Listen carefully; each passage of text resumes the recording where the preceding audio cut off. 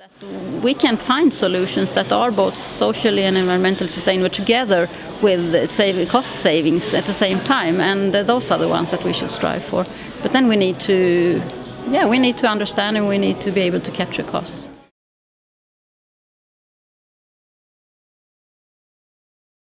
Well, in our research project, we have strived to expand the scope on sustainable logistics and look not only in the transportation activity, but also in purchasing, in warehousing, in reverse logistics, and try to find ways where we can improve sustainability.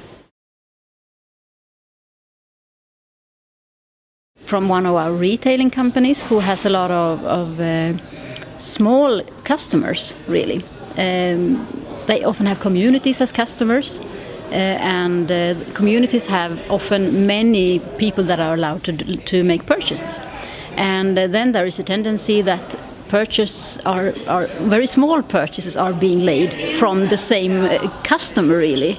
And then this company developed what they call a small order calculator, which is a pedagogical tool that tries to assist the buying company in understanding the cost effects and the sustainability effects of making small purchases.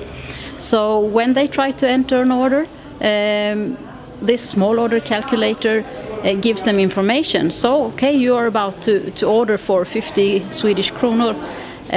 This is the cost that we estimate that occurs in your organization. And these are the costs that occur in our organization. And this is the environmental effect that we see based on your little purchase. And then they can have both a soft stop, where they sort of give the information and say, are you still willing to buy this little tiny purchase? Or they can have a hard stop, claiming that you are not allowed because someone has decided that you have to buy for at least 200 or something. So that's a pedagogical tool that highlights cost effects but also sustainability effects. Well, I think that the person, because persons make decisions, they at least have to consider what they do. And information should be the first step in order to act better. And if someone can visualize our cost, your cost, and the sustainability effects, I think, and that's what they have seen, that those small purchases, they are sometimes substantially reduced. So that's a good effect. So I think there are costs to save and environmental effects to save and win-win situations, which I think we should strive for.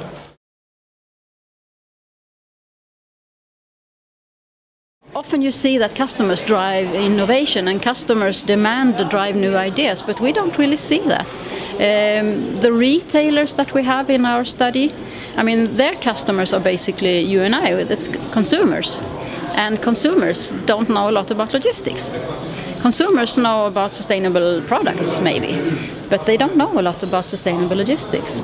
And that's a problem. Most companies do their best to hide logistics from consumers, especially in e-business, right?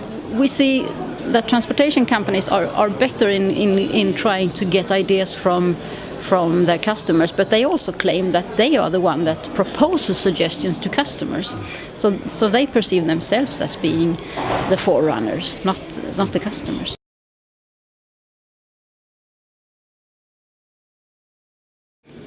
Top priority is often not CSR. That's what we see in larger studies, but we see it also in our projects. We have a lot of contact with sustainability managers, and of course they are the people that really burn for these issues and want to launch them. But that does not necessarily mean that everybody thinks in the way that they do.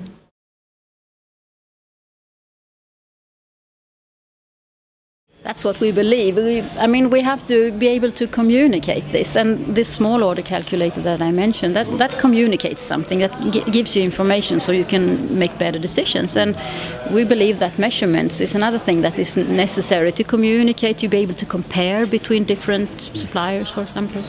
But we are far away from good measurements, and we start to establish environmental performance measurements, but for example social sustainability, then that's really tricky, especially when we say socially sustainable logistics. I mean, we might have an idea what can be a social sustainability, but relating that to logistics activities is really tricky. And even if our companies show a will to really act on those issues as well, it's difficult because they don't really know what to do.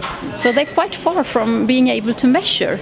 They have to first sort of visualize what can be done in this area and then turn that into measurements. Not so much about the techniques and tools. I think it's more about trying to visualize in what areas and in what forms measurements could be gathered. So I think, it's a tricky situation. I think we need to cooperate. I think we need to spread good results. That may be a necessary way to go, to sync.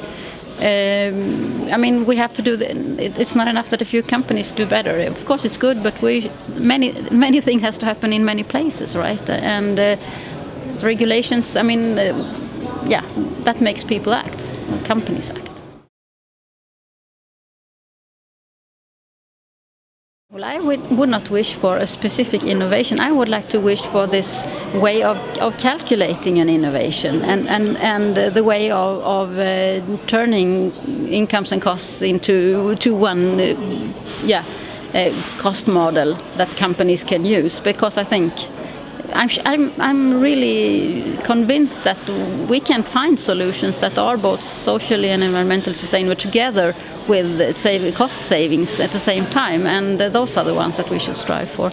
But then we need to understand, and we need to be able to capture costs. And I think that is going to be a deal breaker for at least from what our companies claim.